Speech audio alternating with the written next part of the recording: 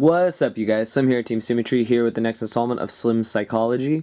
This one is going to be on Backrow destruction and or disruption. The reason why I'm doing this video is that I've gotten a lot of messages about the different forms of Backrow destruction and what the best options in this current meta are, due to the fact that decks like Chaos Dragon do not run a lot of Backrow. They don't really run Backrow at all. They run standard spells, they don't run traps. However, they're only one deck, so a lot of people have been asking me, what is the right path to go?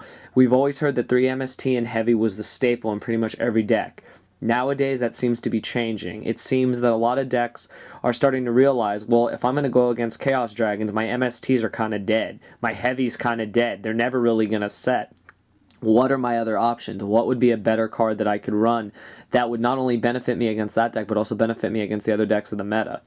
So what I'm going to do in this video is I'm just going to talk about the different forms of destruction and then get into a little bit of the cards that are what I call Backrow disruptions, and I'll explain what those are later. Those are just my own, that's my own little personal term for them. But I'm going to start with the very basics, the cards that people always run if they're not in the main deck, they're in the side deck. And they are the Heavy Storm and the 3 MSTs. Now, I've done videos on Heavy Storm and MST all the time, but this video is going to be a little different. This one's going to be on, okay, you have 3 MSTs. Standard, 1-for-1 removal. Heavy Storm is your mass removal card and a power card and one of the best cards in the game. Now, people have been asking me recently, alright, Chaos Dragons run about 29 monsters, they run no back row, the only card that's ever going to stay really phaseable on the field is the Future Fusion. How many MSTs do I need to run? The answer to that question is, it depends on what your current locals and or meta looks like. Meta is different in all different parts of the world, and some decks are built differently and run different cards. Some versions of Chaos Dragon do indeed run traps. Some people do different versions of them. It's their personal choice, and it's always player preference. What I've seen, though, in recent testing, running all different decks, is that most decks are going back to the way things used to be before MST came to 3, to where they're only going to 2 MST and the Heavy. Now, the Heavy is a staple. I don't think any deck should not run Heavy Storm. Heavy Storm, everyone says, well, what if you get rid of your own back row? The only time you would ever make a move that gutsy is if you know you have game. If you know that regardless of you losing your back row, you have enough to push for game and win in that turn, that's when you utilize Heavy Storm at that point. Heavy Storm is a great card. The only card you fear when you Heavy Storm is Starlight Road. I don't even fear Solemn Judgment because they're going to pay half their life. That's doing half my work for me. So I feel that this card will always be a standard card in every deck. And if you're not running it, you'd have to have a darn good reason not to. The only deck I know for a fact that doesn't run it is Gravekeeper. Gravekeeper doesn't run it for the fact that they do have Descendant and the ability to pop back row through that card. They also run another card I'm going to talk about in different variants of the deck. But this card is just a staple in pretty much every deck that runs Backrow Destruction.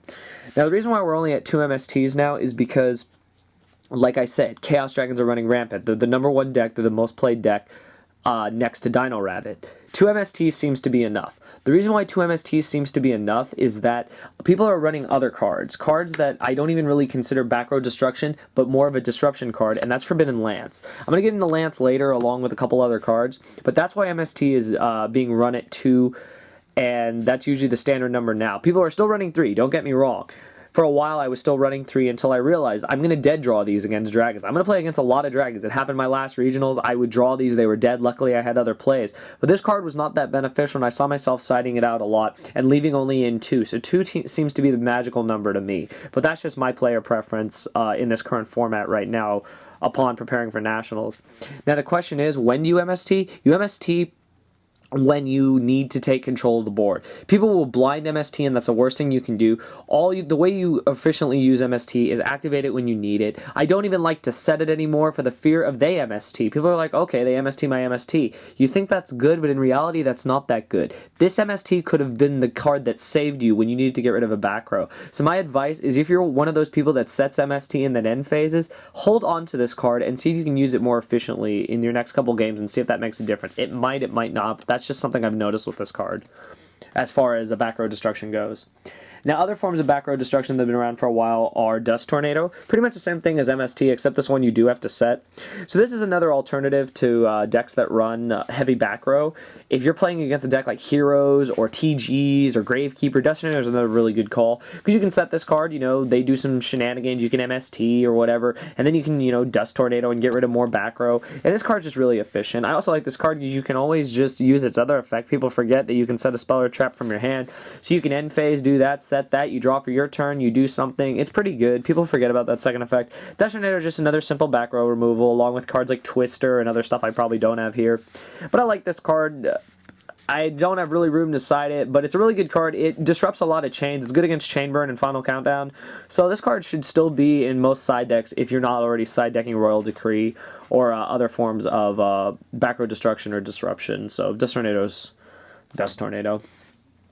And then the last one I'm going to get into for the single one-for-one removals is Night Beam. Now, I've given a lot of kudos to Night Beam. I like this card. If people saw my Gravekeeper deck profile, I was main decking 3 of these over MSTs because I felt that Descendant could be my MST. This was just another way to secure my plays.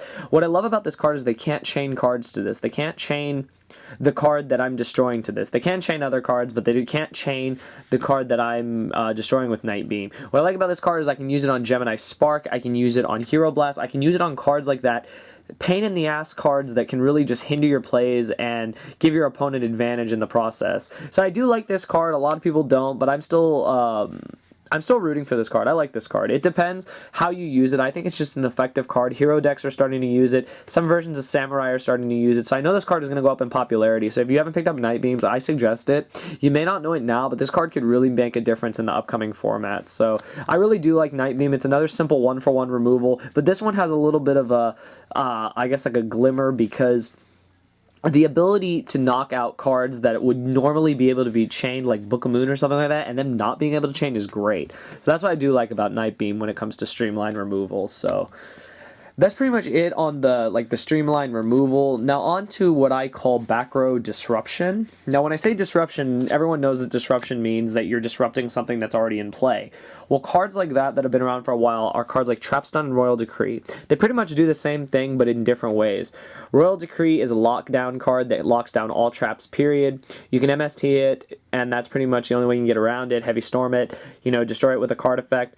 You can always chain Dust Tornado or MST to it, so it's just a really good card in general. It's good against Heroes, good against TGs, heavy back row decks that run a lot of traps. Trapstun is a card that decks like X-Sabers like to use. This is an explosive card. This locks down all traps for the turn, giving you your one time to push. That's what I love about this card. I will never forget the Trapstun Hunley play that X-Sabers used to do and still do. It's still a deadly play. People forget about it. Your opponent flips Trapstun, you're in trouble because your cards are now unaffected. Are not able to move for like a turn, and they're going to go off on you. It's like a mini cold wave. So I really do like this card.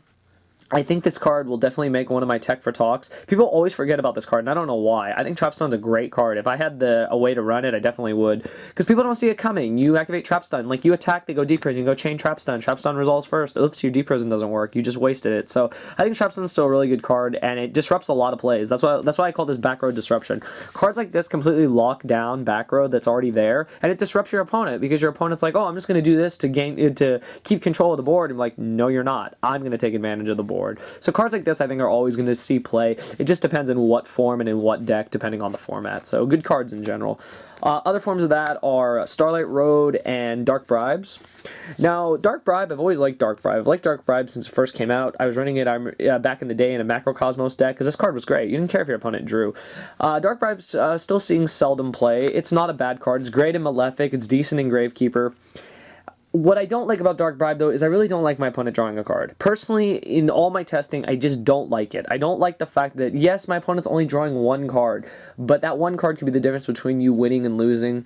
However, the same can be said, Dark Bribe can be a game ender. It's a counter trap. It's a great out to Solemn Judgment, Solemn Warning. Your opponent pays the life, and you just say, okay, take a card, and you took life. Great card in general. It just depends on what deck you run it in. I think the decks I mentioned would be the perfect decks to run it in. And also, it was ran in Heroes when Joe Girolando top forward Long Beach with it. YCS Long Beach, the mat. And it was just great. So I think Dark Bribe will always be a really powerful trap card. It will always be a good negation and disruption in the game.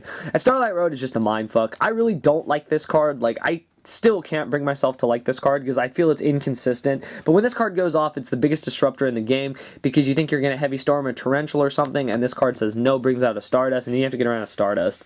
But in forms of Backrow Disruption, this card does really well because it's a mindfuck, number one, and number two, being able to keep all your back rows safe is great because you just disrupted all your opponent's plays with a single card. So I think it's still just a decent card if you can make it work. And the last card I'm going to touch upon is Forbidden Lance. Now, people are wondering, why is Forbidden Lance in here? This is just a attack modifier. No. This card, I think, is one of the best cards, if not the card of the format. I've talked about it so many times, and I love this card. This card is like another form of MST. That's why MST is only being seen in 2s right now for certain decks. This is an MST, you guys. When you attack and they go Deep Prison, you go Lance. If your attack still goes through, that Deep Prison is gone.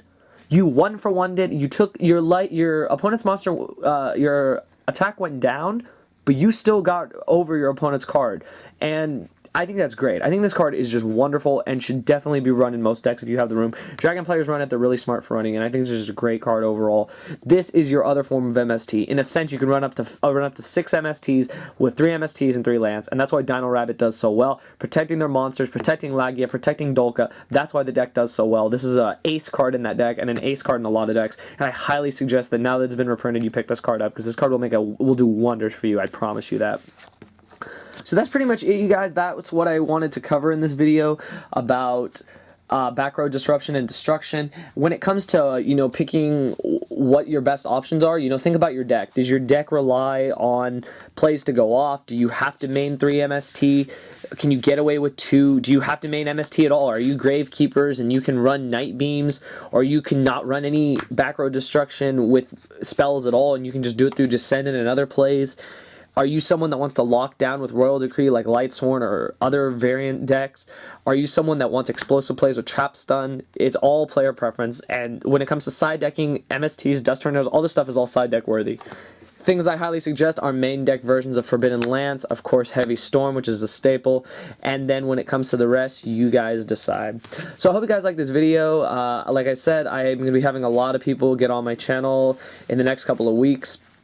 A lot of different collabos I'm doing with a lot of up-and-coming channels. If you want to collab with me, feel free to PM me either there or on Facebook. I'm in all the Facebook Yu-Gi-Oh groups, and I'll definitely be down. All I ask is that you have at least 100 subs and are just a frequent uploader. That's not a lot to ask, so hopefully I'll get around to a lot of people in the future. But I hope you guys like this video. Thumbs it up. We'll go like 60, 70 likes for this video. I'm really happy you guys have been, thumbsing up the video, really listening to what I have to say, and just really giving me positive feedback and criticism when I need it. So just thank you guys so much. Continue to subscribe. Just check out all my content, and we'll just take it from there, you guys. So that's all I got to say. Thumbs up the video, and thank you for watching.